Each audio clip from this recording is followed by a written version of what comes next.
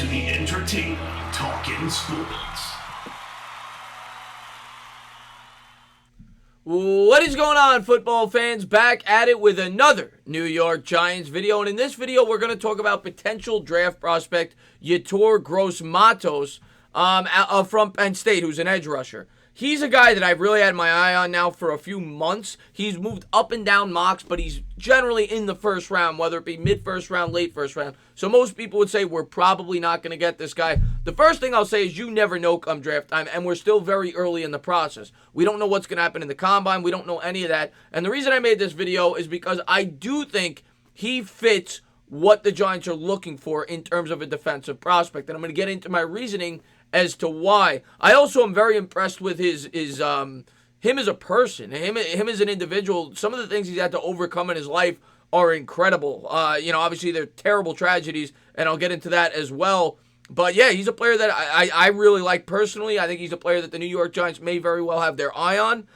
especially after they brought in his former defensive line coach, who I'm very excited about, which is why I made the video today on Gross-Matos. Planned on having this in a couple of weeks.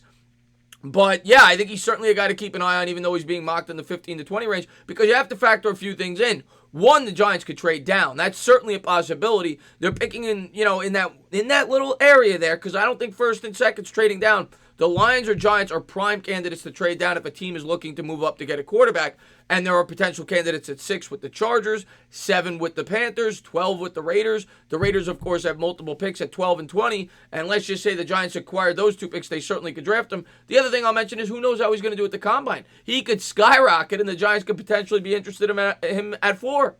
I wouldn't rule it out. So he's definitely a guy to consider. I mean, just look at last year. Nobody thought Daniel Jones would be going number 6. Most people didn't think that Dexter Lawrence would be a guy the Giants would be interested in at number 17.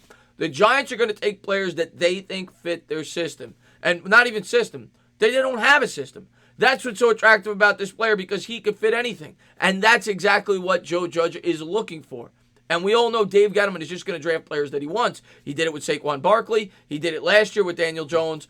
And he's going to take the best player that he thinks is on the board. And this may very well be the guy. I don't think at 4, though. Like I said, I think he's a guy that they could potentially trade up for, much like last year when they did with DeAndre Baker, if he were to fall to a certain point. Or he's a guy, if they were to trade out of the 4 spot, that they could have their eye on a little bit later in the first round.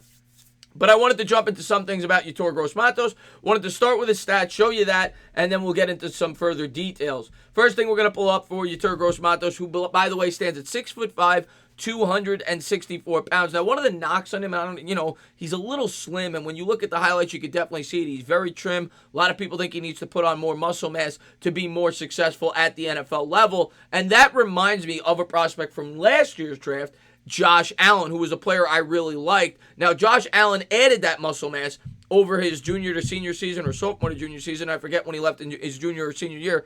But he added 30 to 35 pounds of muscle mass. But before that, he was being projected as a 3rd-round pick. He put on the muscle mass, and people viewed him as an every-down pass rusher, and that's why he went as early as he did. And that is where Gross-Matos lacks a little bit, and we'll get into the notes in a second.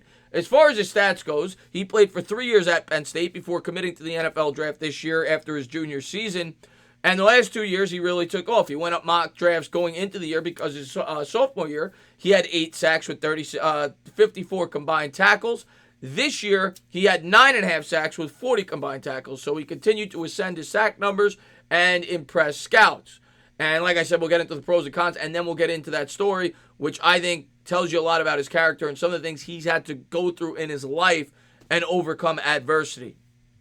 First thing I want to talk about is the pros.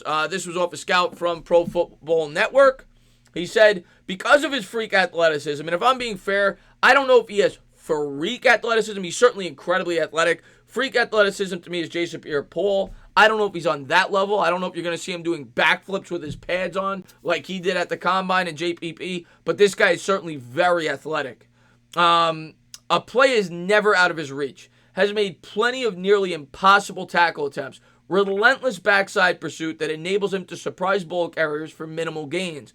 Tackles for loss and sack examples from pure effort and being able to redirect to put his body in the position to make plays. The other thing I wanted to point out that I don't think this guy points out that I've also read about him, very technically skilled.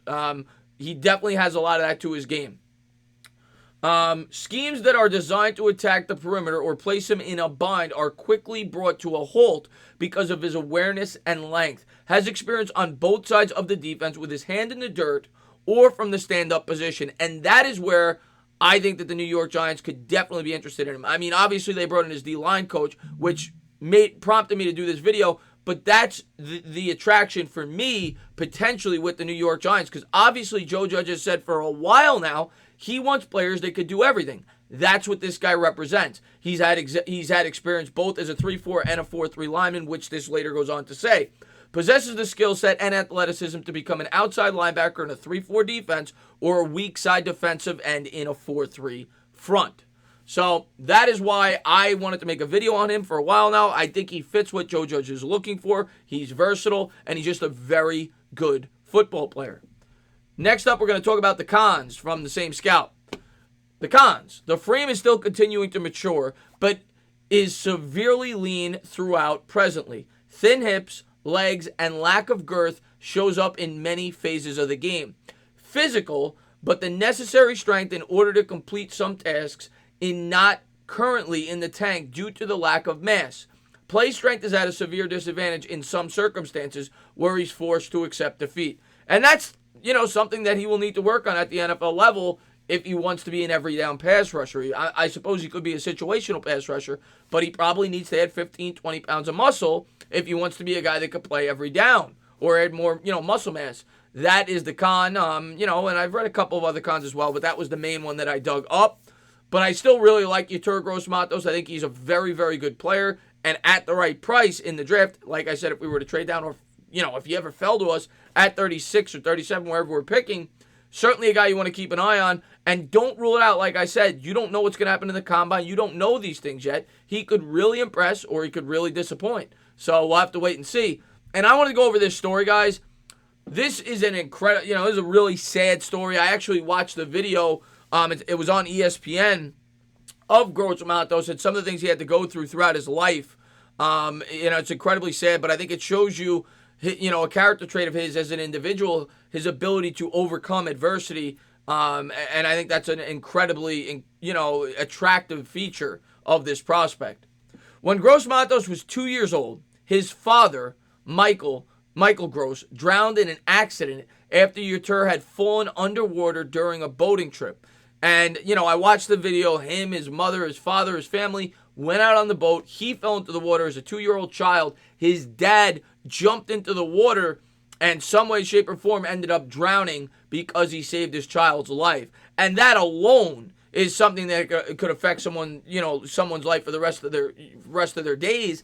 And then on top of that, then just 9 years later, Yetur lost his older brother, I think it's pronounced Chalal Gross-Matos, when he was struck by lightning on a baseball field. He was only 12 years old at the time. So think about that. I mean, that is a lot to overcome as a human being. And he's certainly done that, right? He went to one of the best universities, in terms of football and academics. Penn State's a very good, university in both aspects. And, he's thrived and excelled, and he's going to be a first-round pick probably in the NFL draft. And then this was just later went on to say how he handled it. Yetur was uncomfortable talking about Michael for much of his childhood because he believed his sister and mother thought he was to blame. He knows very little about the man who saved his life, other than what others have told him about the day Michael died.